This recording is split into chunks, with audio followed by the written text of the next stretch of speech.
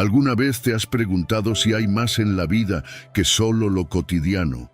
¿Si existe una guía para vivir con propósito y paz en medio del caos? Hoy te llevaré a un viaje transformador a través del Sermón del Monte, donde Jesús nos revela secretos profundos y poderosos para una vida plena. Estas palabras no son solo antiguas enseñanzas, son claves vivas para una transformación real y duradera. Acompáñame a descubrir cómo estas verdades eternas pueden cambiar tu perspectiva, enriquecer tus relaciones y llenarte de una paz que supera todo entendimiento. Prepárate para ser conmovido y renovado, porque lo que estás a punto de escuchar tiene el poder de transformar tu vida de maneras que nunca imaginaste. Comencemos. 1. Introducción a las bienaventuranzas en el Sermón del Monte. Imagina por un momento que estás sentado en la ladera de una montaña, escuchando a Jesús hablar directamente a tu corazón. Comienza su discurso con palabras que han resonado a lo largo de los siglos. Bienaventurados los pobres en espíritu, porque de ellos es el reino de los cielos. Estas palabras, conocidas como las bienaventuranzas, son más que simples frases. Son un llamado a vivir de una manera que desafía nuestras percepciones convencionales de éxito y felicidad.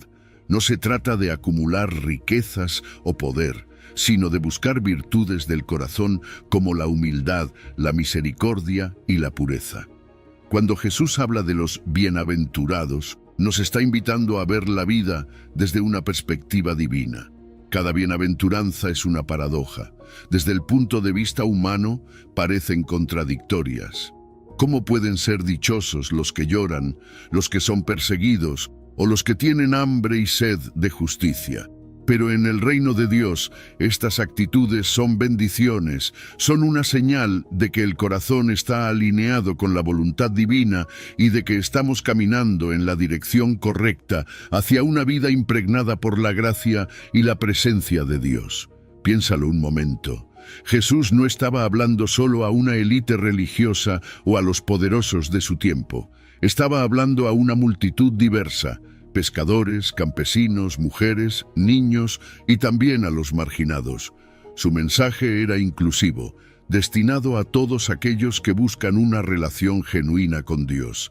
Establece un estándar universal, invitándonos a todos a adoptar estas actitudes de corazón que nos acercan más a Él. Las bienaventuranzas son una promesa de consuelo y esperanza. A los que sufren, Jesús les dice que serán consolados.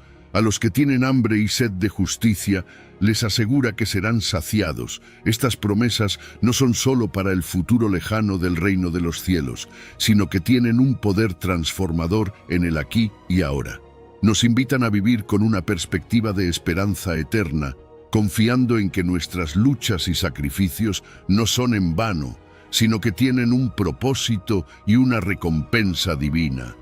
Adoptar las bienaventuranzas significa permitir que nuestros corazones sean transformados. Es una invitación a vivir una vida que refleje la gracia de Dios, a ser portadores de su amor y compasión en un mundo que a menudo carece de estas virtudes.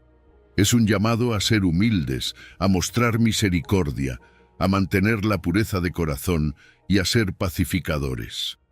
En cada bienaventuranza encontramos una guía práctica para una vida espiritual profunda y significativa.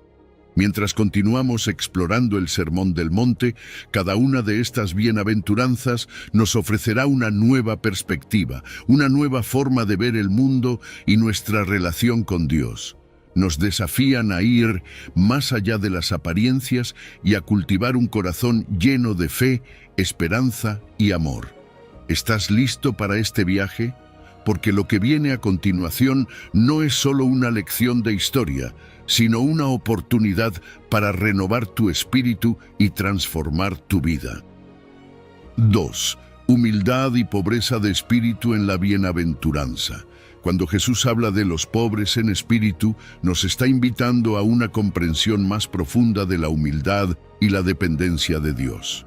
Ser pobre en espíritu no se trata de tener carencias materiales, sino de reconocer nuestra necesidad espiritual y nuestra insuficiencia sin la ayuda divina.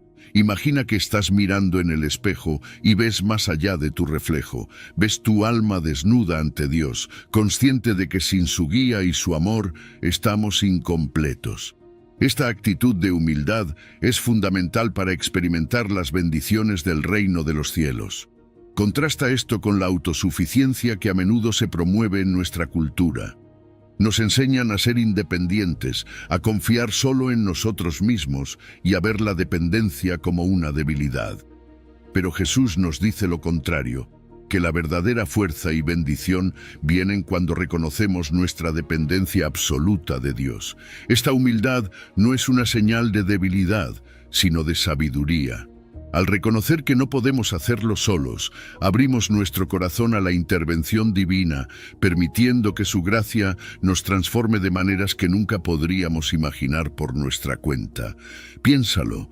Cuando aceptamos nuestra necesidad espiritual, nos volvemos receptivos a la gracia divina. Es como abrir las ventanas de nuestra alma para dejar entrar la luz del sol. Aquellos que reconocen su necesidad de Dios son aquellos que están preparados para recibir su reino en sus vidas. Esta receptividad nos cambia, nos transforma en personas que buscan y valoran lo eterno sobre lo temporal, que encuentran en Dios la fuente de su verdadero ser y propósito. Jesús mismo es el ejemplo perfecto de esta humildad. Él, siendo Dios, se encarnó y vivió entre nosotros, no como un rey en un palacio, sino como un hombre común entre la gente. Su vida es una lección viva de lo que significa ser pobre en espíritu. Él mostró que la grandeza no viene de la posición o el poder, sino de una vida vivida en completa dependencia y obediencia a Dios.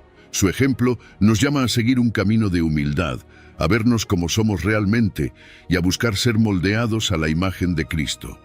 Además, Jesús criticó duramente la religiosidad vacía, esa que se basa en la apariencia externa y la autosatisfacción espiritual. Aquellos que se creen justos y autosuficientes están lejos de la bendición que Dios ofrece. La verdadera bendición, según Jesús, solo se encuentra a través de la gracia divina. Es un recordatorio poderoso de que las apariencias pueden engañar, pero Dios mira el corazón y busca a aquellos que reconocen su necesidad de Él. Esta humildad es un camino de crecimiento continuo. No es un estado que alcanzamos una vez y listo, sino un proceso constante de reconocer nuestra dependencia de Dios, de permitir que Él nos moldee y de buscar crecer en semejanza a Cristo. Cada día es una oportunidad para renovar nuestra humildad, para recordar que sin Dios no somos nada y para depender cada vez más de su guía y gracia. La humildad también transforma nuestras relaciones con los demás. Cuando reconocemos nuestra propia necesidad de gracia, nos volvemos más compasivos y comprensivos con las debilidades y necesidades de los otros. Nos damos cuenta de que todos estamos en el mismo barco, todos necesitamos de la gracia divina por igual. Esto fomenta una comunidad de amor, comprensión y apoyo mutuo, donde la compasión fluye naturalmente de corazones que saben lo que es depender de Dios. Entonces, ser pobre en espíritu es más que una bienaventuranza.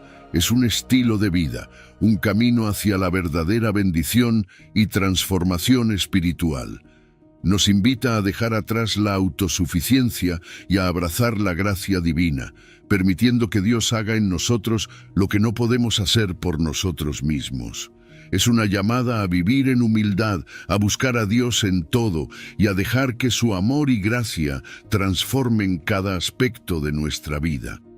¿Estás listo para caminar este camino de humildad y dependencia de Dios? Porque es en este camino que encontramos la verdadera riqueza del reino de los cielos. 3. Luto y consolación en la bienaventuranza. Hablar del luto y la consolación en el contexto de las bienaventuranzas es tocar una fibra profunda de la experiencia humana. Jesús dice: bienaventurados los que lloran, porque ellos recibirán consolación. Esta afirmación va más allá de la comprensión común del luto, abarcando tanto el dolor por las pérdidas físicas como el luto espiritual por el pecado y la separación de Dios. Es como si Jesús nos estuviera diciendo que el reconocimiento de nuestra fragilidad y nuestras fallas es el primer paso hacia una vida transformada por la gracia divina. El luto del que habla Jesús es una señal de que nuestros corazones están abiertos y sensibles a la realidad de nuestra condición humana. Cuando lloramos por nuestras pérdidas, por nuestros pecados o por el sufrimiento del mundo, estamos permitiendo que esa vulnerabilidad nos acerque más a Dios. ¿Sabes? Es en esos momentos de mayor tristeza y quebranto cuando la compasión de Dios se hace más evidente. Él no nos deja solos en nuestro dolor, sino que nos ofrece un consuelo que va más allá de cualquier cosa que podamos encontrar en este mundo. Es una paz que sobrepasa todo entendimiento, una restauración que solo Él puede proporcionar. Jesús mismo experimentó el luto y la tristeza.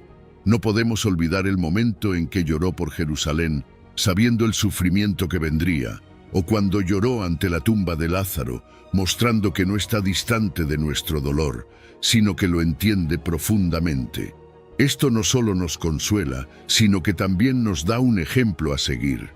Jesús mostró una empatía genuina hacia la condición humana, y eso nos enseña a no rehuir del dolor, sino a enfrentarlo con la esperanza de la consolación divina. Cuando lamentamos nuestro pecado, cuando sentimos el peso de nuestras fallas, estamos en el camino hacia la redención. Este tipo de luto nos transforma porque nos lleva a la cruz, al lugar donde encontramos perdón y restauración. Cada lágrima que derramamos en arrepentimiento es una oración en sí misma, y Dios responde a esas oraciones con su gracia y misericordia, cambiando nuestro corazón y dándonos una nueva perspectiva de vida. Además, esta bienaventuranza no solo se aplica a nuestro dolor personal, nos llama a tener compasión por los demás, a llorar con los que lloran y a cargar las cargas de los demás. Cuando vemos injusticia, sufrimiento y dolor en el mundo, nuestro corazón debería romperse también. Este luto por el estado del mundo es una forma de oración, un clamor por la justicia y la manifestación del reino de Dios en la tierra. Nos impulsa a actuar, a ser agentes de consuelo y cambio en nuestras comunidades. En la comunidad de creyentes encontramos una manifestación tangible de la consolación divina. Cuando compartimos nuestro luto y recibimos apoyo y comprensión, experimentamos el amor de Dios a través de los demás. Es en estos momentos de unidad y apoyo mutuo que somos fortalecidos para continuar nuestro caminar espiritual.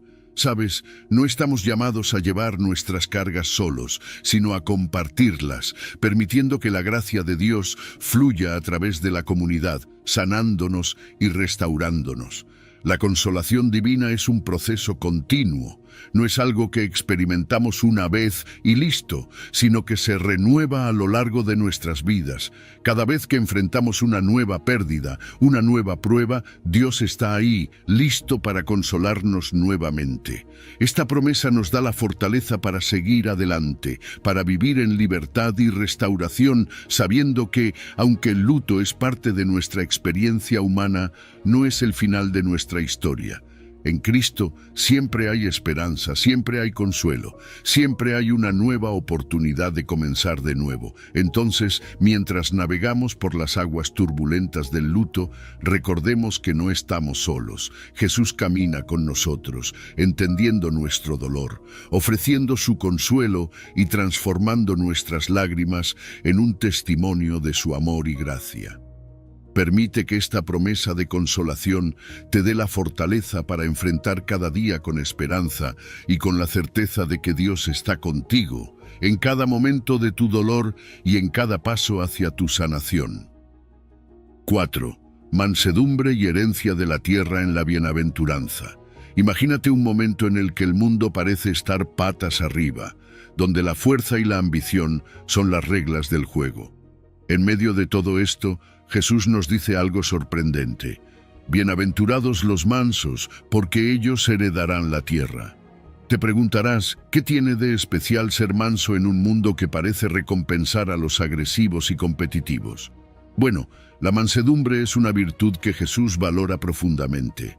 Ser manso no significa ser débil o pasivo, sino tener una disposición controlada y equilibrada. Es la capacidad de mantener la paciencia, la humildad y la serenidad, incluso frente a desafíos y provocaciones. Piénsalo, vivimos en una sociedad que a menudo celebra la fuerza bruta y la ambición desmedida.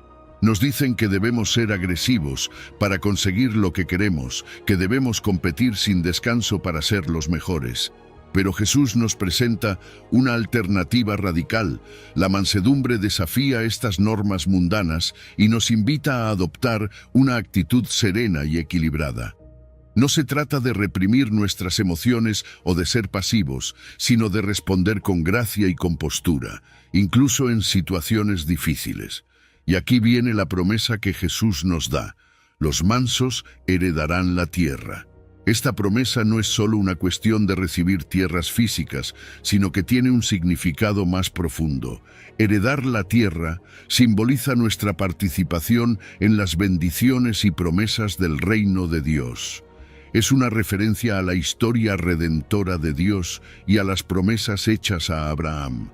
Nos recuerda que, a través de la mansedumbre, nos alineamos con los propósitos divinos y participamos en la herencia espiritual que Dios ha preparado para nosotros.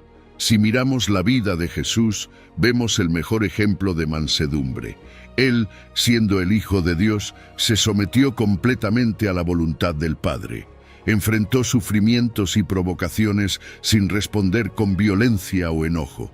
En su pasión y muerte, Jesús mostró una mansedumbre increíble, perdonando a aquellos que lo crucificaron y confiando en la justicia divina. Esta mansedumbre no era debilidad, sino una fuerza interior basada en su relación con el Padre y su confianza en el plan de Dios. La mansedumbre también tiene un impacto significativo en nuestras relaciones con los demás. Cuando somos mansos, reconocemos nuestra dependencia de Dios y buscamos la paz y la reconciliación en nuestras interacciones. Nos volvemos más compasivos y pacientes, dispuestos a escuchar y a comprender a los demás. La mansedumbre nos ayuda a cultivar relaciones saludables y a construir comunidades basadas en el amor y el respeto mutuo. En el contexto del liderazgo cristiano, la mansedumbre es una cualidad esencial. Los líderes cristianos están llamados a servir con humildad y a poner el bienestar de los demás por encima de sus propios intereses. Un líder manso no busca el poder personal, sino que se dedica a guiar y a cuidar a su comunidad, reflejando el ejemplo de Jesús. Finalmente, la verdadera herencia para los mansos va más allá de las posesiones terrenales. Incluye la salvación, la vida eterna y una relación restaurada con Dios. Esta herencia espiritual es el resultado de confiar en Dios y de entregar nuestras vidas a su voluntad. A través de la mansedumbre experimentamos la plenitud de la vida en Cristo y participamos en las promesas eternas de Dios. Entonces, ser manso es una invitación a vivir de una manera que desafía las expectativas del mundo y que abraza los valores del reino de Dios. Nos llama a ser pacientes, humildes y serenos, confiando en que Dios tiene un plan perfecto para nuestras vidas. Y en esta mansedumbre encontramos nuestra verdadera herencia, una vida rica en bendiciones divinas y en la paz que solo Dios puede dar. 5. Hambre y sed de justicia en la bienaventuranza. Vamos a sumergirnos en una de las bienaventuranzas más poderosas que Jesús nos dejó. Bienaventurados los que tienen hambre y sed de justicia, porque ellos serán saciados. Imagínate tener un deseo tan intenso y apasionado por la justicia, algo que te mueve y te impulsa en cada momento de tu vida. No estamos hablando de una justicia superficial o legalista, sino de una justicia divina, profunda y constante, que alinea nuestras vidas con los principios y valores de Dios. Sabes, en nuestra sociedad A menudo nos conformamos con una justicia que solo toca la superficie de los problemas. Vemos leyes y normas, pero Jesús nos llama a buscar algo más profundo. Nos insta a no conformarnos, a no aceptar lo que es simplemente legal, sino a perseguir lo que es verdaderamente justo. Esto significa vivir de una manera que refleja los valores del reino de Dios, donde la equidad, la compasión y la integridad son fundamentales. La búsqueda de esta justicia está directamente ligada a nuestra participación en el reino de Dios. No es solo un deseo personal, sino un compromiso con un orden social y espiritual que refleja la voluntad divina. Al anhelar y trabajar por la justicia, nos estamos alineando con el propósito de Dios para el mundo. Estamos diciendo que queremos ver su reino aquí en la tierra, tal como es en el cielo. Y esto no es tarea fácil. Requiere valentía, perseverancia y una fe inquebrantable. Ahora, Jesús no nos pide algo imposible. Nos llama a superar nuestras limitaciones humanas y a buscar una justicia que se acerque a la perfección divina. Esto significa confrontar la injusticia donde quiera que la veamos y promover un orden que refleje el corazón de Dios. Piensa en cómo Jesús, a lo largo de su ministerio, confrontó la injusticia. Él mostró una compasión increíble hacia los oprimidos, los marginados y los pecadores. No se quedó callado frente a la hipocresía y la corrupción, sino que habló con valentía y actuó con amor. Y aquí hay algo esencial, la relación entre la justicia y la misericordia. No podemos buscar justicia sin practicar la misericordia. La verdadera justicia incluye gracia y compasión. Reconocemos que todos necesitamos la gracia de Dios y al mismo tiempo extendemos esa gracia a los demás. Esto es lo que Jesús nos mostró con su vida. Él personificó el hambre y la sed de justicia y al mismo tiempo mostró una misericordia sin límites. La promesa de Jesús es clara: aquellos que tienen hambre y sed de justicia serán saciados. Esto no significa que siempre veremos la justicia perfecta en nuestro tiempo, pero sí que Dios está obrando y que en su reino nuestra búsqueda no es en vano. La satisfacción que Jesús promete es profunda, una satisfacción que trasciende las circunstancias actuales y que se encuentra en la confianza de que Dios está en control y que su justicia prevalecerá.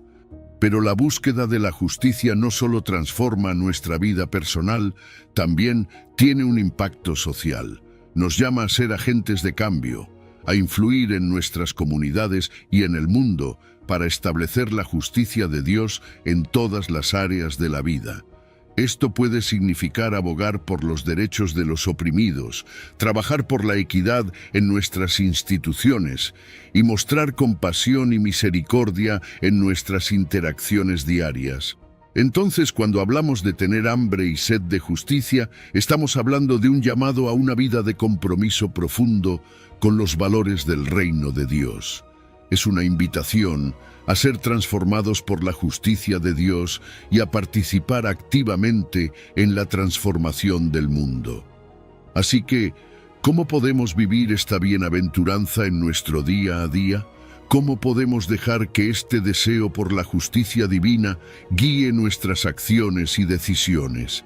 Esa es la reflexión que te dejo hoy. Porque en la búsqueda de la justicia encontramos nuestro propósito y nuestra verdadera satisfacción en Dios. 6. Misericordia y misericordia recibida en la bienaventuranza. Imagínate por un momento la escena en la que Jesús dice: «Bienaventurados los misericordiosos, porque ellos alcanzarán misericordia».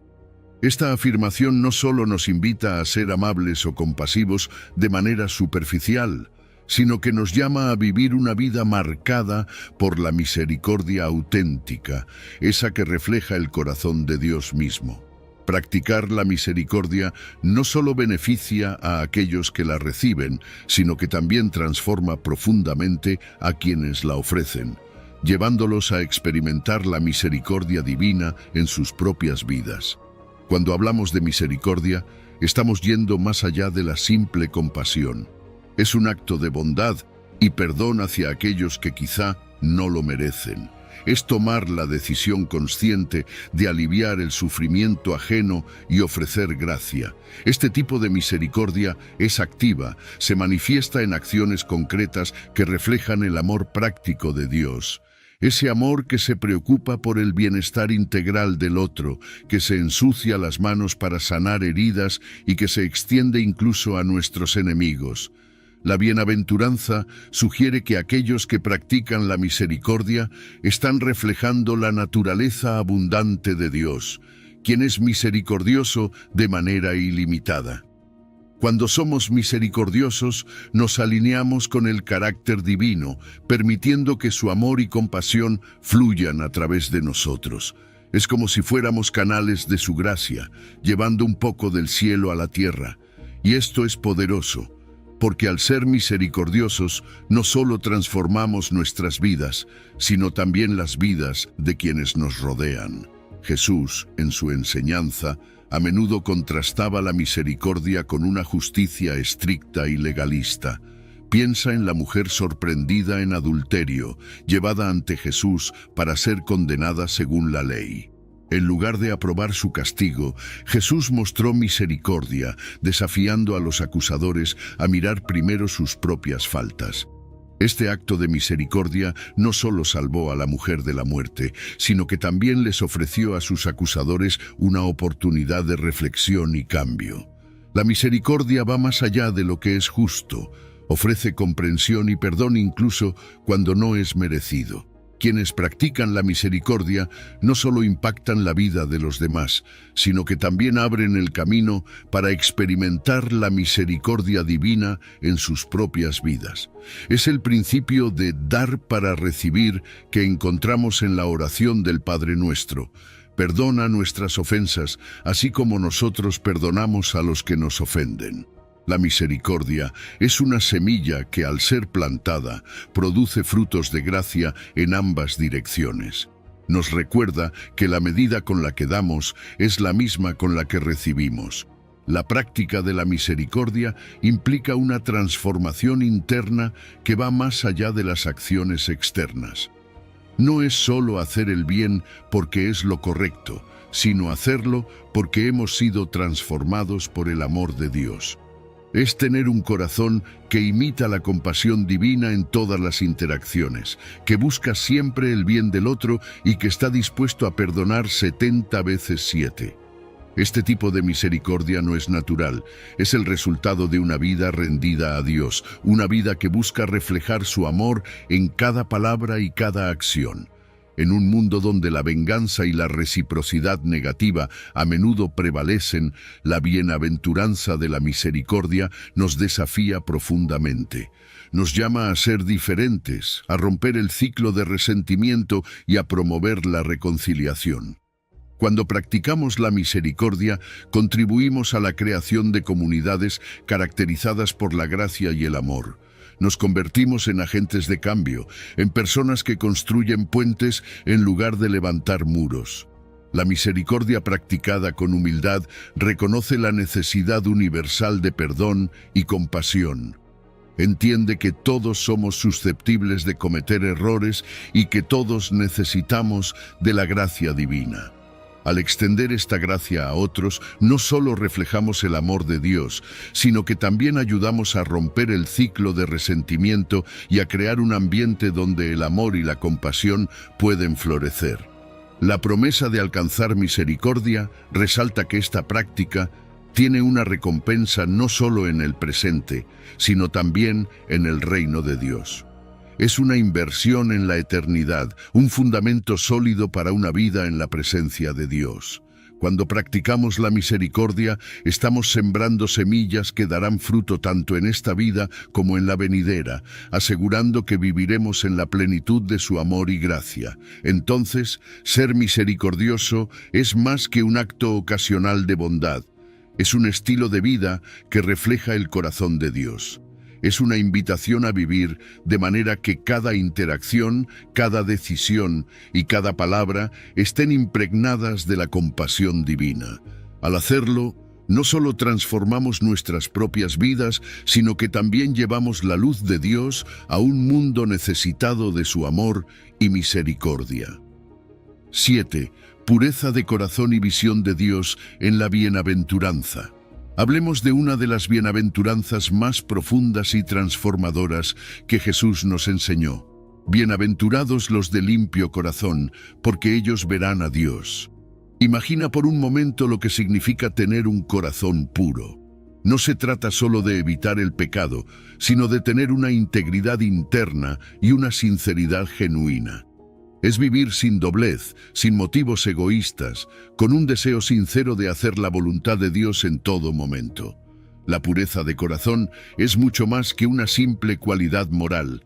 Es una disposición del alma que nos permite percibir la presencia de Dios de una manera más profunda y constante. Cuando nuestro corazón está limpio, somos capaces de ver a Dios no solo en los grandes momentos de la vida, sino también en los pequeños detalles del día a día. Es como tener una visión espiritual afinada que nos permite reconocer la mano de Dios obrando en todas las cosas.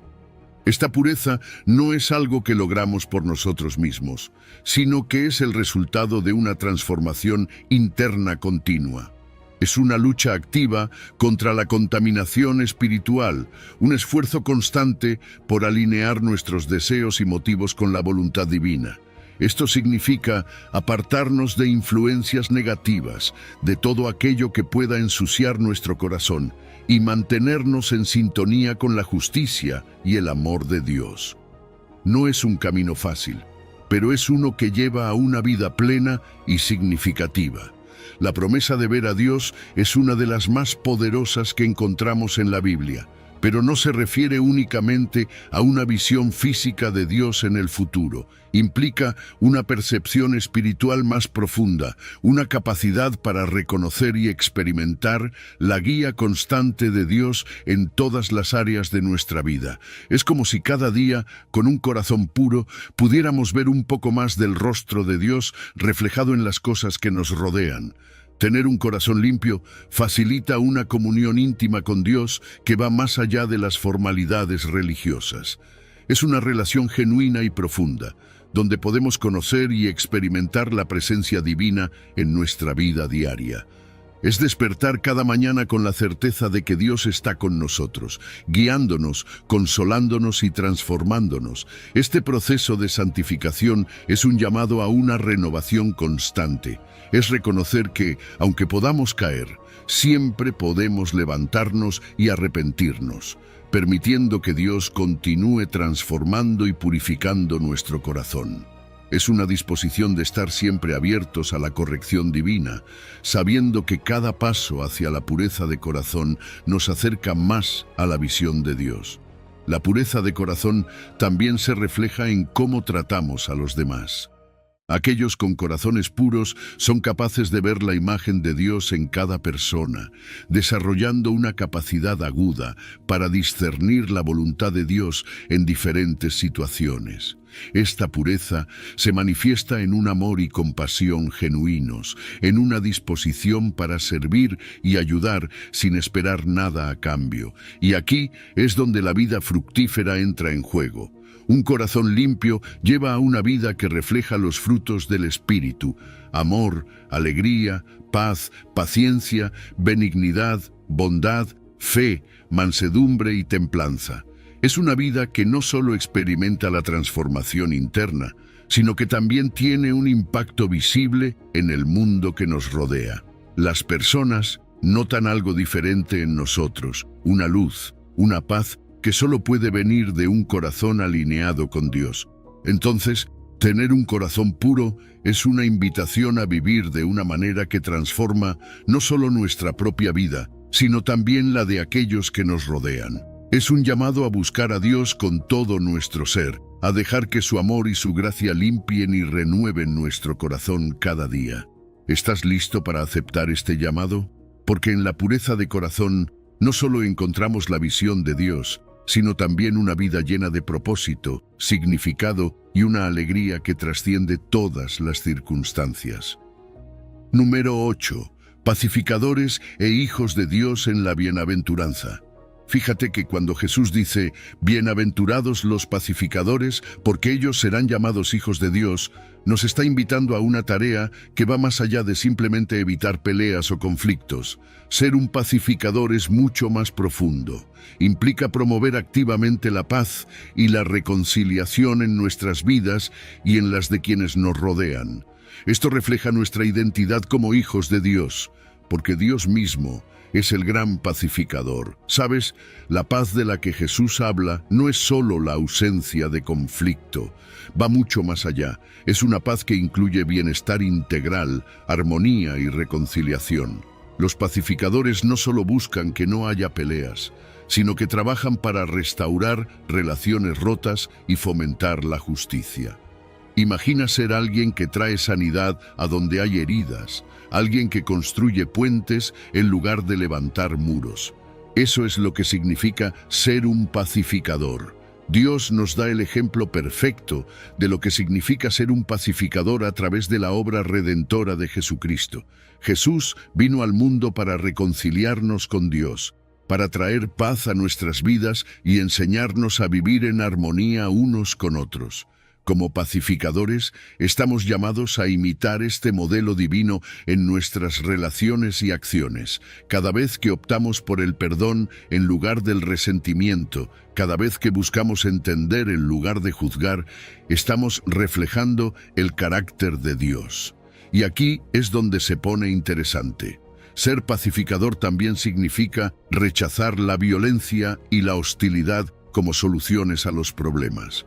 En un mundo que a menudo recurre a la fuerza y la agresión para resolver diferencias, los pacificadores eligen un camino diferente. Optan por soluciones que promueven la unidad, la armonía y la equidad. Es un camino más difícil, sin duda, pero uno que lleva a una paz duradera y genuina. Los pacificadores también se comprometen a abordar las causas subyacentes de los problemas.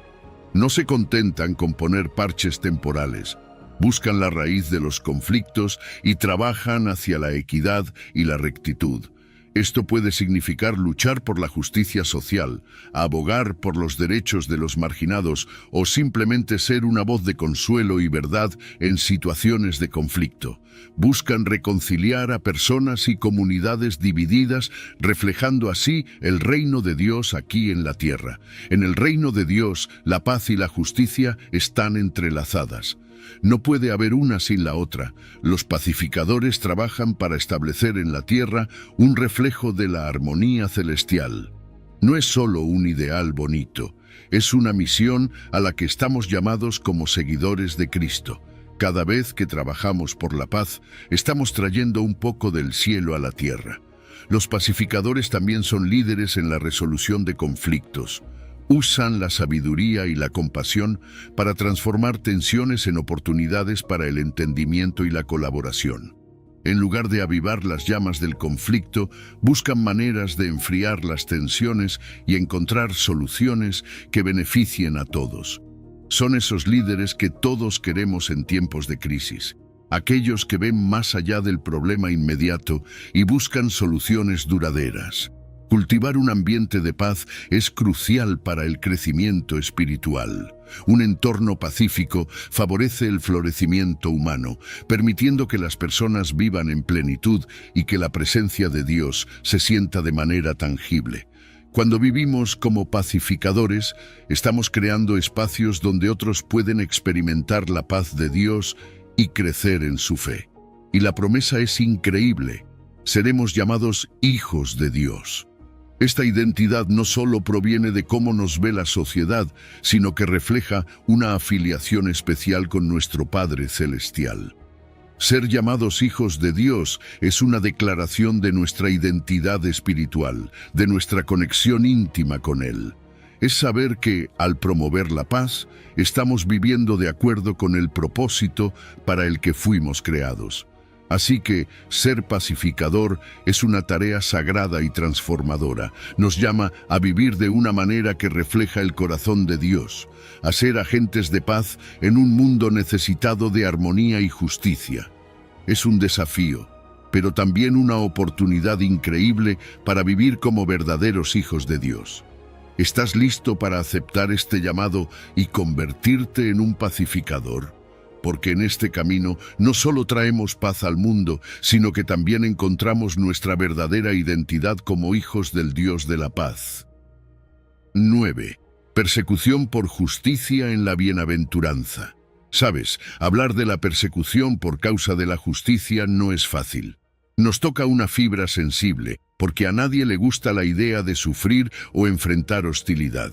Pero Jesús nos dice: bienaventurados los que padecen persecución por causa de la justicia, porque de ellos es el reino de los cielos. Esto nos da una perspectiva completamente diferente sobre la persecución. Nos recuerda que aquellos que buscan la justicia pueden enfrentar dificultades, pero también nos asegura una recompensa celestial que vale la pena. La persecución por causa de la justicia es una realidad que muchos han enfrentado a lo largo de la historia. Cuando te comprometes con principios justos y buscas la equidad y la rectitud, a menudo te encuentras en conflicto con las normas culturales o leyes humanas injustas. Es un camino difícil, pero Jesús nos anima diciendo que el reino de los cielos pertenece a aquellos que sufren por esta causa.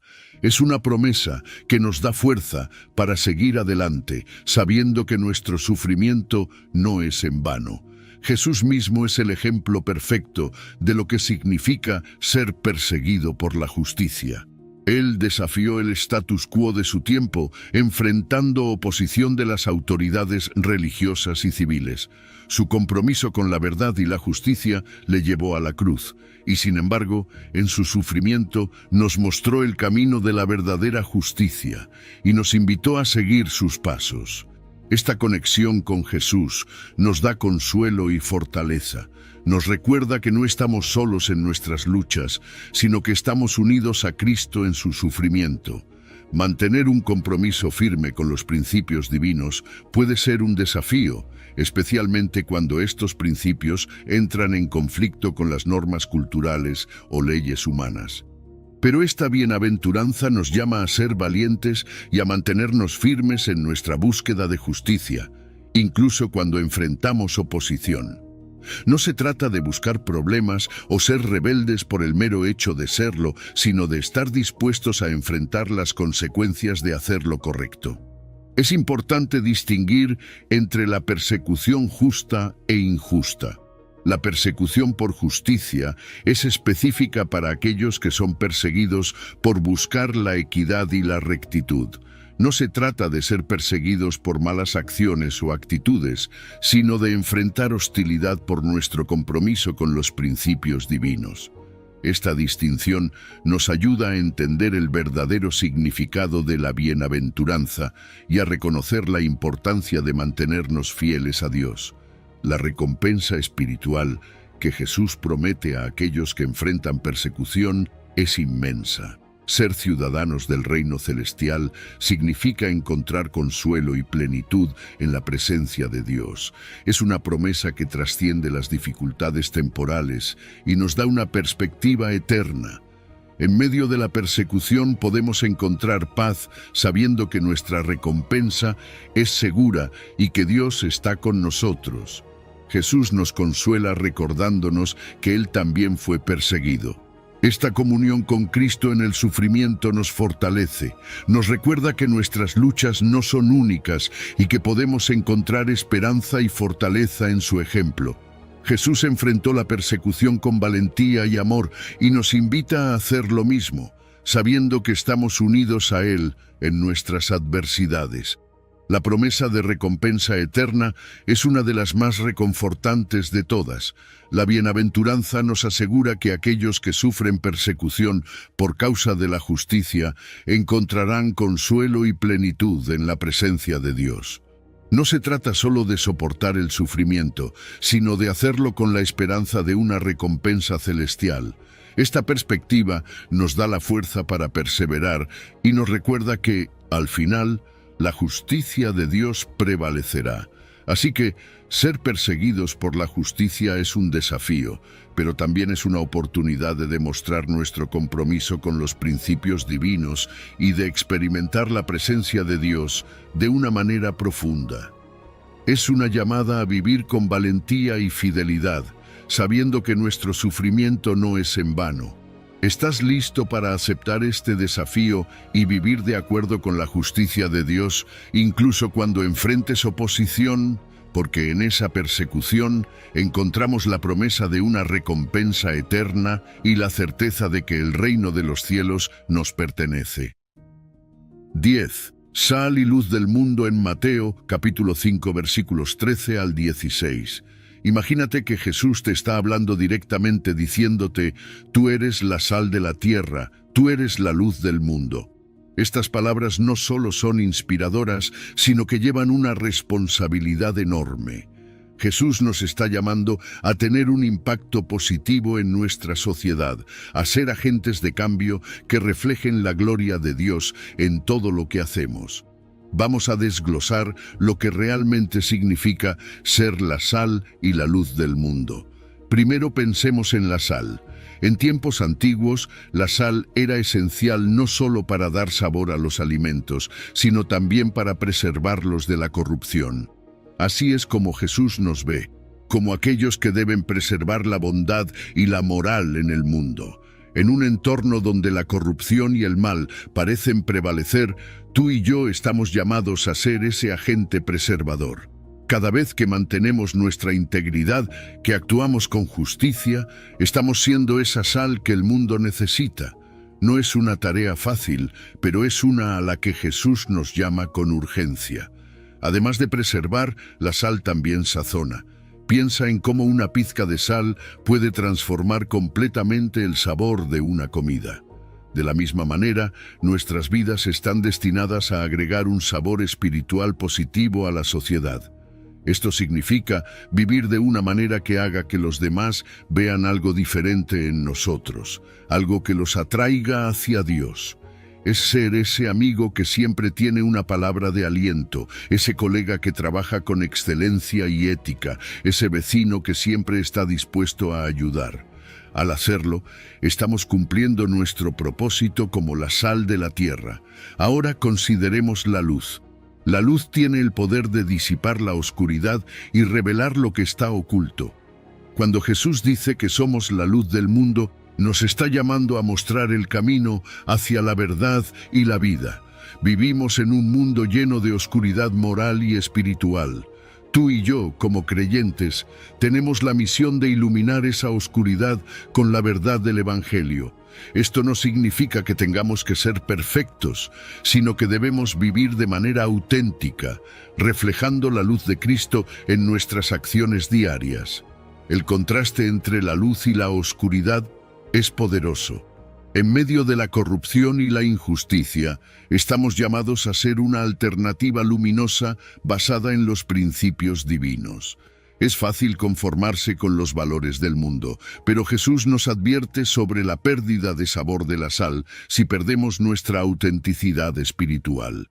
Debemos mantenernos frescos y eficaces en nuestro testimonio, evitando la conformidad y viviendo con integridad. Ser sal y luz también implica una influencia positiva. Nuestras acciones y nuestro testimonio tienen el poder de impactar nuestro entorno de manera significativa. Cuando vivimos de acuerdo con los principios de Dios, influimos en quienes nos rodean, promoviendo una cultura de amor, justicia y compasión. Somos agentes de cambio, llamados a transformar nuestra sociedad para que se alinee más con los valores del reino de Dios. Jesús nos llama a ser sal y luz, no solo de manera individual, sino también colectiva. Como comunidad de creyentes, nuestro impacto se magnifica. Juntos, podemos marcar una diferencia significativa en nuestra cultura y sociedad. Es en la unión y en el trabajo conjunto donde realmente podemos ver cambios profundos y duraderos. Entonces, ser sal y luz es una llamada a vivir de manera intencional y auténtica. Es un llamado a preservar la bondad, a sazonar la vida de los demás con el amor de Dios, a iluminar la oscuridad con la verdad del Evangelio y a influir positivamente en nuestro entorno. Es una tarea grande, pero no estamos solos. Tenemos a Dios con nosotros, guiándonos y fortaleciendo cada paso del camino. Así que, ¿cómo puedes ser sal y luz hoy? ¿Cómo puedes reflejar la gloria de Dios en tus acciones y palabras? Piensa en las pequeñas cosas.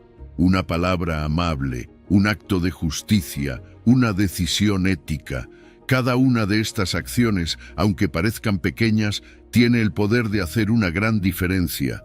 Porque cuando vivimos como sal y luz, estamos cumpliendo nuestro propósito divino y trayendo un poco del cielo a la tierra. 11. Cumplimiento de la ley en Mateo, capítulo 5, versículo 17. Jesús dijo algo realmente revolucionario. No penséis que he venido para abolir la ley o los profetas. No he venido para abolir, sino para cumplir. Esto es crucial porque subraya la importancia de vivir conforme a los principios divinos que Dios estableció desde el principio. La ley mosaica no era solo un conjunto de reglas, sino una guía para vivir en armonía con Dios y con los demás.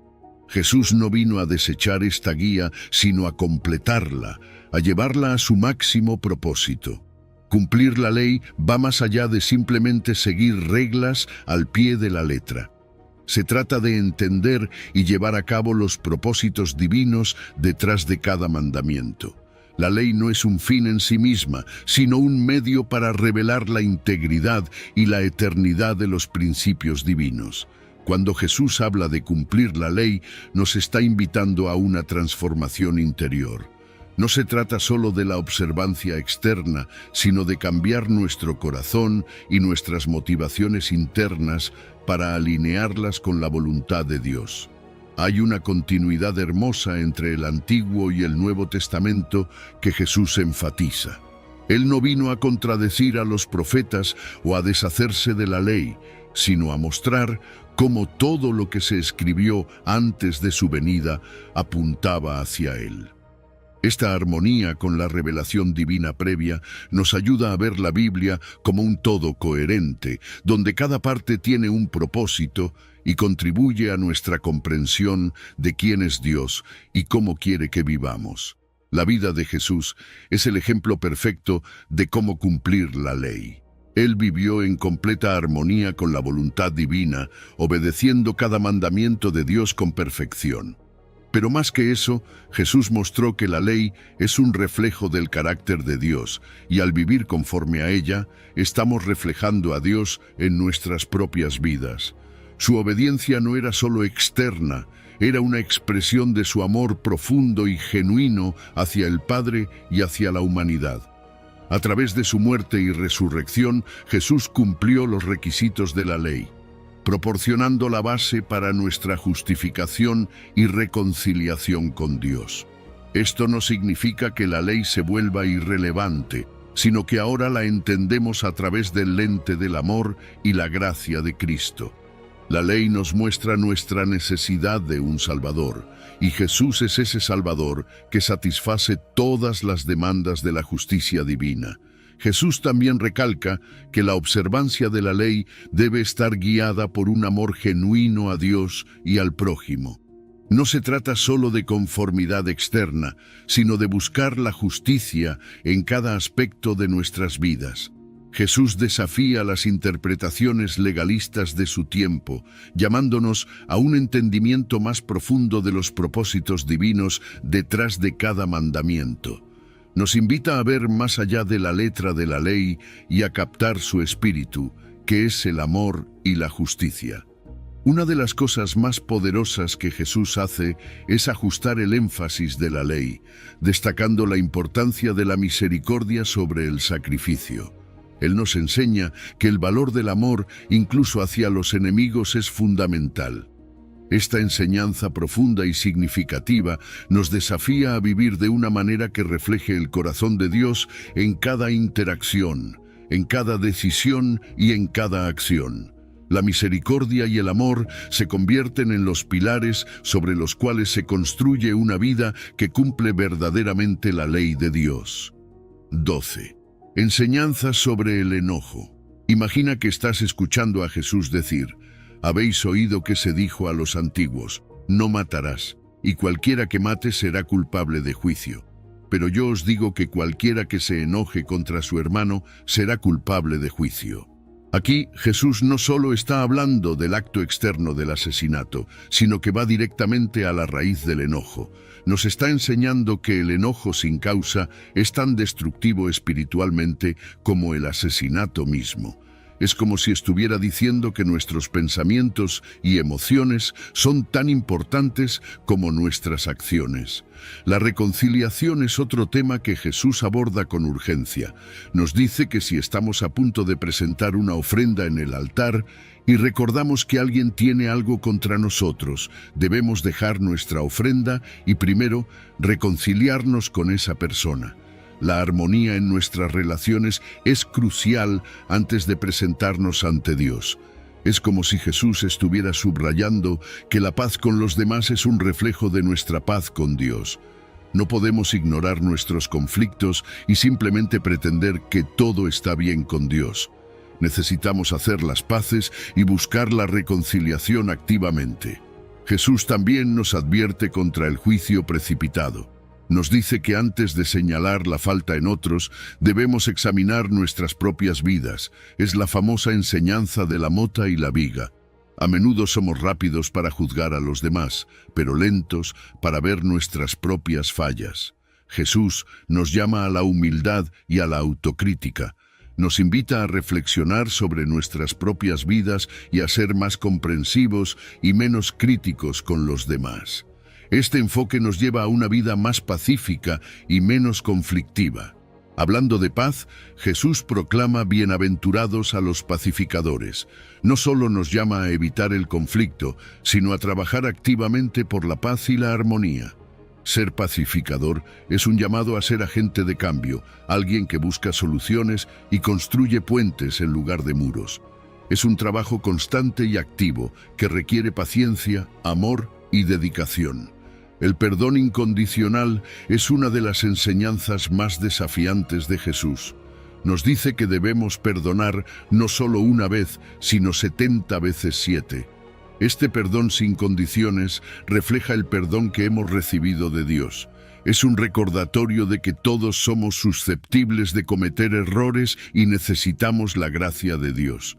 Perdonar a los demás no es fácil, pero es esencial para vivir en la paz y la libertad que Dios quiere para nosotros. Jesús también aconseja resolver los conflictos rápidamente. Nos dice que debemos hacer las paces con nuestro adversario mientras estamos en el camino con él, para evitar que el conflicto se agrave. Es un llamado a la prontitud en la reconciliación, a no dejar que las cosas se pudran o se intensifiquen. Abordar los problemas de inmediato puede prevenir muchas heridas y malentendidos. El control de los pensamientos es otro punto crucial. Jesús destaca que los malos pensamientos, incluido el enojo sin causa, son igualmente problemáticos. No podemos simplemente ignorar nuestros pensamientos negativos y esperar que no afecten nuestras acciones. Necesitamos abordar estos pensamientos y permitir que Dios los transforme. Es un trabajo interno que tiene un impacto externo significativo. Amar a los enemigos y orar por aquellos que nos persiguen es una de las enseñanzas más radicales de Jesús. Nos desafía a ir más allá de nuestras respuestas naturales y a mostrar amor incluso a aquellos que nos hacen daño. Es una forma de romper el ciclo de odio y violencia y de mostrar el amor transformador de Dios. Jesús también advierte sobre el peligro de expresar desprecio o usar términos insultantes hacia otros. Nos llama a respetar y considerar a todos, independientemente de nuestras diferencias. Las palabras tienen poder y debemos usarlas para edificar y no para destruir. La vida de Jesús es el modelo perfecto de cómo enfrentar el enojo y la oposición con amor y perdón. Incluso en la crucifixión, Jesús perdonó a sus verdugos y mostró un amor incondicional. Nos enseña a hacer lo mismo, a responder con gracia en lugar de enojo. La oración juega un papel crucial en todo esto. Jesús nos enseña a llevar nuestras cargas emocionales a Dios, permitiendo que Él transforme nuestros corazones y situaciones. La oración no solo nos conecta con Dios, sino que también nos ayuda a liberar el enojo y encontrar paz. Finalmente, antes de su ascensión, Jesús promete enviar al Espíritu Santo como ayuda y consuelo. El Espíritu Santo nos capacita para manejar el enojo y otras emociones de manera adecuada. No estamos solos en este viaje, tenemos la ayuda divina para guiarnos y fortalecernos. 13. Enseñanzas sobre el adulterio en el corazón. Fíjate que Jesús, en su Sermón del Monte, toca un tema que va directo al corazón, el adulterio, pero no solo habla del acto en sí, sino de lo que sucede dentro de nosotros. Habéis oído que se dijo, no cometerás adulterio. Pero yo os digo que cualquiera que mira a una mujer para codiciarla, ya adulteró con ella en su corazón. Aquí, Jesús nos está diciendo que la pureza no es solo cuestión de acciones externas, sino también de nuestros pensamientos y deseos internos.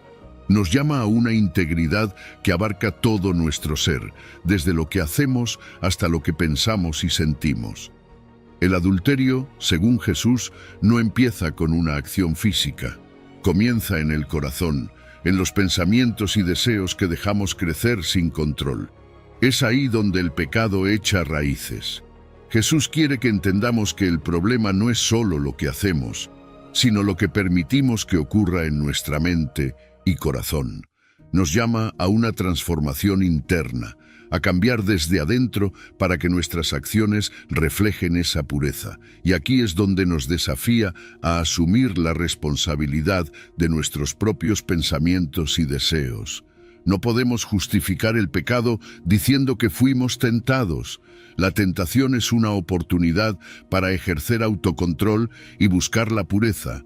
Jesús nos está llamando a ser dueños de nuestros pensamientos, a no dejar que el deseo lujurioso tome el control. Nos dice que el deseo en sí mismo, cuando se alimenta y se deja crecer, es tan serio como el acto de adulterio. La seriedad de este pecado es clara. Jesús equipara el deseo lujurioso con el adulterio mismo. Esto subraya la importancia de mantener nuestros corazones y mentes puros, pero no nos deja sin esperanza. Ofrece una solución a través del arrepentimiento y la transformación interna que son posibles por su obra redentora. Nos invita a venir a Él con nuestros fallos, a recibir su gracia y a permitir que transforme nuestro corazón. Para evitar caer en la tentación, Jesús aconseja tomar medidas radicales. Si tu ojo te es ocasión de caer, sácatelo. Si tu mano te es ocasión de caer, córtatela. Claro, no está hablando literalmente, pero nos está diciendo que debemos ser serios y decididos en mantenernos alejados de situaciones que puedan llevarnos al pecado. La pureza es tan importante que vale la pena hacer sacrificios para mantenerla.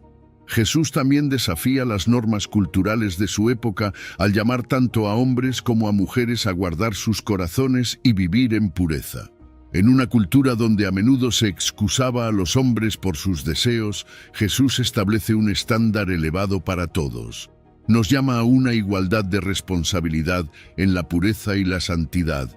Critica duramente una religiosidad externa que oculta la impureza interna. No se trata solo de parecer puros, sino de serlo de verdad. Jesús nos llama a una fe genuina que transforma el corazón y se refleja en acciones consistentes con la pureza. Nos invita a dejar la hipocresía y a vivir una vida auténtica y santa, y aquí es donde la gracia y el perdón divino son cruciales. Todos fallamos, todos luchamos con pensamientos y deseos impuros.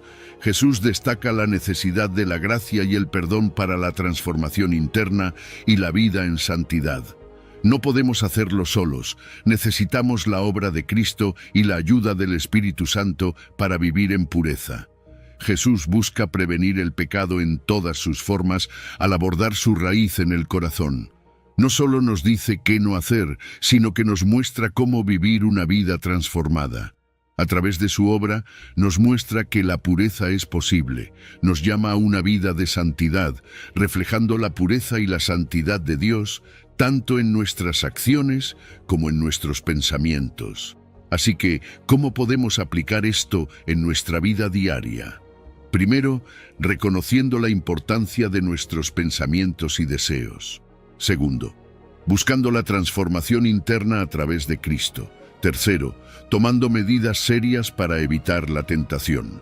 Y finalmente, viviendo una vida de integridad y pureza, no solo en lo que hacemos, sino en lo que pensamos y sentimos. Porque al final, Jesús nos llama a ser puros de corazón, para que nuestras vidas reflejen su santidad y su amor en todo lo que somos y hacemos. 14. Juramentos y la honestidad. Cuando Jesús habla sobre los juramentos en Mateo 5, versículos 33 al 37, nos está dando una lección profunda sobre la importancia de la honestidad y la integridad.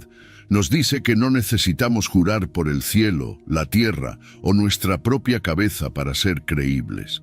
Lo que realmente importa es que nuestras palabras sean sinceras y auténticas en todas las circunstancias. Piensa en cuántas veces sentimos la necesidad de respaldar nuestras promesas con grandes juramentos. Jesús nos está diciendo que eso no es necesario si vivimos con integridad. Nuestra credibilidad debería basarse en la sinceridad de nuestras palabras, no en grandilocuentes promesas. En los tiempos de Jesús era común que la gente hiciera juramentos para reforzar la verdad de sus palabras. Pero Jesús va más allá y nos llama a una vida de tal honestidad que nuestras palabras por sí solas sean suficientes. Nos desafía a evitar los juramentos manipulativos, aquellos que se usan para engañar o dar una apariencia de santidad. La verdadera integridad no necesita adornos. Si decimos sí o no, eso debería ser suficiente. La claridad y la verdad en nuestras palabras son más valiosas que cualquier juramento. Jesús también critica la práctica de usar juramentos para aparentar santidad o credibilidad. No se trata solo de lo que decimos, sino de vivir de una manera que nuestras acciones respalden nuestras palabras. Imagina un mundo donde todos vivieran así. Las relaciones serían mucho más saludables, basadas en la confianza mutua y la autenticidad. No habría necesidad de juramentos adicionales porque todos sabríamos que podemos confiar en la palabra del otro. La enseñanza de Jesús sobre los juramentos también nos llama a reflexionar sobre nuestra responsabilidad ante Dios. Hacer un juramento es una promesa hecha directamente a Dios y debemos cumplirla con seriedad.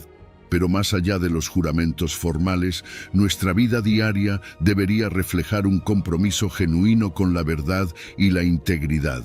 Cada palabra que decimos, cada promesa que hacemos, es una oportunidad para vivir de acuerdo con los valores del reino de Dios. Cuando Jesús nos dice que no juremos ni por el cielo ni por la tierra, nos está recordando nuestra limitada capacidad para controlar el futuro. No podemos garantizar nuestras promesas con algo tan grandioso, porque no tenemos ese poder. En lugar de depender de juramentos grandilocuentes, debemos depender de la sinceridad y la integridad de nuestras palabras. Esto nos llama a una humildad profunda, reconociendo nuestras limitaciones y confiando en Dios. En un mundo donde las palabras a menudo se manipulan y distorsionan, la enseñanza de Jesús nos invita a ser un contraste. Nos llama a ser personas cuya palabra sea confiable, sin necesidad de adornos o juramentos adicionales. Esto no solo fortalece nuestras relaciones interpersonales, sino que también refleja la autenticidad y credibilidad de nuestra fe. Cuando nuestras palabras y acciones son coherentes, mostramos al mundo una imagen verdadera de lo que significa seguir a Jesús. El valor de la verdad en el reino de Dios no puede ser subestimado. Jesús nos enseña que la honestidad intrínseca de nuestras palabras es fundamental. No necesitamos jurar innecesariamente si vivimos una vida de integridad. Esto no solo nos libera de la hipocresía, sino que también promueve una comunidad más fuerte y confiable. Cuando vivimos con integridad, construimos una reputación de honestidad que fortalece las relaciones y fomenta la confianza. Jesús también nos recuerda que la integridad en nuestras palabras tiene un impacto directo en nuestras relaciones interpersonales. Promueve relaciones saludables basadas en la confianza mutua y la autenticidad. Cuando podemos confiar en las palabras de los demás, nuestras interacciones se vuelven más genuinas y significativas. Esto fortalece no solo nuestras relaciones personales, sino también nuestra comunidad en general. En resumen, Jesús nos llama a una vida de honestidad y sinceridad, donde nuestras palabras sean suficientes sin la necesidad de juramentos grandilocuentes. Nos invita a vivir con integridad en todas las áreas de nuestra vida, construyendo una reputación de verdad y confiabilidad. Al hacerlo, no solo reflejamos el carácter de Dios, sino que también fortalecemos nuestras relaciones y promovemos una comunidad basada en la confianza y la autenticidad. ¿Estás listo para aceptar este desafío y vivir una vida de integridad y honestidad? Porque en esa vida encontramos la verdadera libertad y el reflejo del reino de Dios en nuestra vida diaria. 15. Resistencia al mal. La enseñanza de Jesús sobre amar a los enemigos. Jesús nos desafía de una manera increíble cuando nos dice, amad a vuestros enemigos. Piénsalo por un momento. ¿Cuántas veces hemos sentido rencor, enojo o deseos de venganza contra aquellos que nos han hecho daño? Sin embargo, Jesús rompe con todas las normas culturales al enseñarnos que debemos amar a nuestros enemigos, no solo amar a aquellos que nos aman, lo cual es fácil, sino amar a quienes nos persiguen y nos hacen mal. Este amor trasciende la reciprocidad limitada del amor humano y nos llama a una vida de amor incondicional. Jesús no se detiene ahí. En Mateo 5, versículo 44, nos instruye a orar por aquellos que nos persiguen. Este es un acto que subvierte completamente la respuesta natural de retaliación. En lugar de devolver mal por mal, Jesús nos llama a orar, a poner a esos individuos en manos de Dios y a desear su bienestar. Orar por nuestros enemigos no solo transforma nuestra actitud hacia ellos, sino que también abre la puerta a la obra de Dios en sus vidas y en las nuestras. Superar el mal con el bien es otra enseñanza radical de Jesús. Nos llama a responder a la hostilidad con compasión, a la maldad con bondad. Es una propuesta que busca transformar la hostilidad en algo positivo. Imagina el poder de esta transformación. Un enemigo convertido en amigo. Un acto de maldad desarmado por un acto de bondad. Este tipo de amor no es natural para nosotros, pero es precisamente lo que nos distingue como seguidores de Jesús. Refleja la naturaleza divina de un amor que no hace distinciones basadas en la bondad percibida. Amar a nuestros enemigos no solo tiene un impacto personal, sino también social. La resistencia al mal mediante el amor no busca solo la reconciliación personal, sino que contribuye a la sanidad interior y a la restauración espiritual. Cuando elegimos amar en lugar de odiar, estamos sanando nuestras propias almas y promoviendo un ambiente de paz y reconciliación en nuestras comunidades. Este tipo de amor tiene el poder de transformar sociedades enteras. La enseñanza de Jesús sobre amar a los enemigos es radicalmente contracultural. Desafía la ética convencional que nos dice que debemos devolver mal por mal, ojo por ojo. Jesús nos muestra un camino diferente, un camino de amor y perdón que requiere una transformación profunda en nuestra manera de pensar y actuar. Esta transformación no solo afecta a nuestras relaciones personales, sino que también tiene un impacto profundo en la forma en que la sociedad responde al mal y a la injusticia.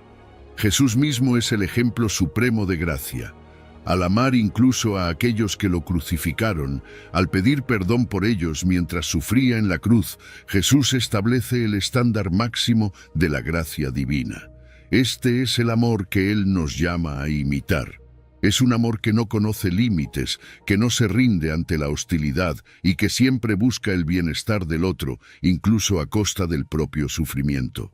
La enseñanza de Jesús también busca la reconciliación en lugar del conflicto. Amar a nuestros enemigos rompe el ciclo de violencia y odio que perpetúa el conflicto.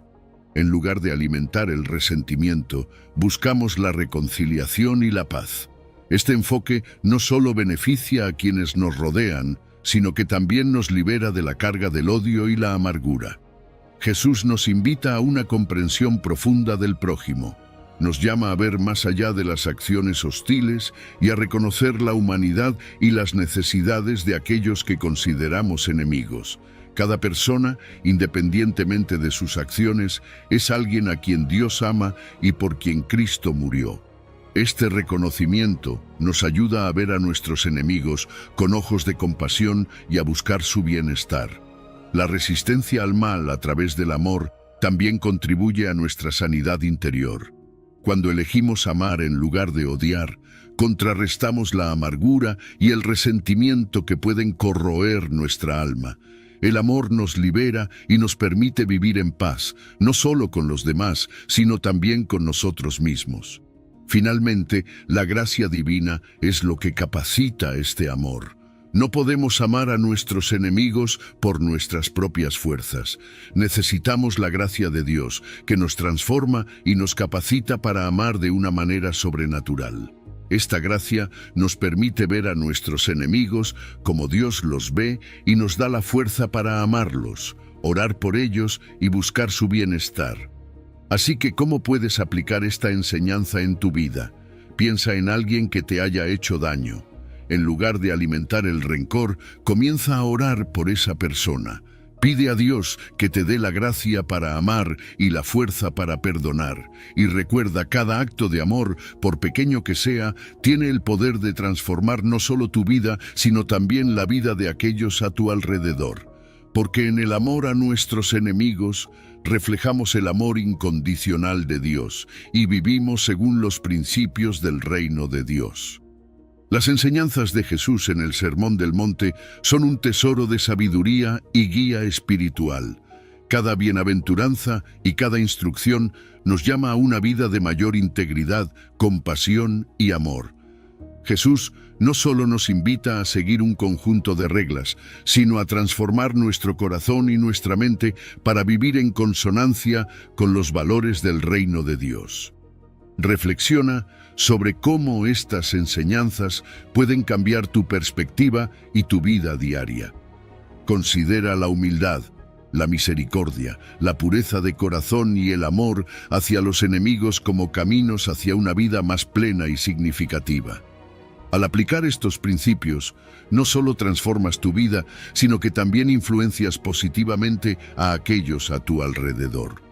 Si este mensaje resonó contigo, te invito a profundizar más en estas enseñanzas y a compartir este video con tus amigos y familiares.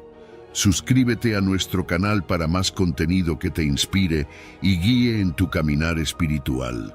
Comenta abajo tus reflexiones y cómo estas enseñanzas están impactando tu vida. Juntos podemos crear una comunidad de apoyo y crecimiento en la fe. Si has llegado al final de este video, eres una persona dedicada y comprometida con el crecimiento espiritual y el acercamiento a Dios. El hecho de que hayas llegado hasta el final demuestra tu determinación para absorber conocimiento y aplicarlo en tu vida. Sigue buscando sabiduría y trabajando para fortalecer tu fe y tu relación con Dios. Recuerda que el aprendizaje y el acercamiento a Dios son un viaje continuo y gratificante. Mis videos ayudan a las personas de cualquier edad a acercarse a Dios, redescubriendo enseñanzas olvidadas y profundizando en la palabra divina. Comenta, estoy más cerca de Dios, para hacernos saber que llegaste hasta aquí y que estás en este camino de fe con nosotros.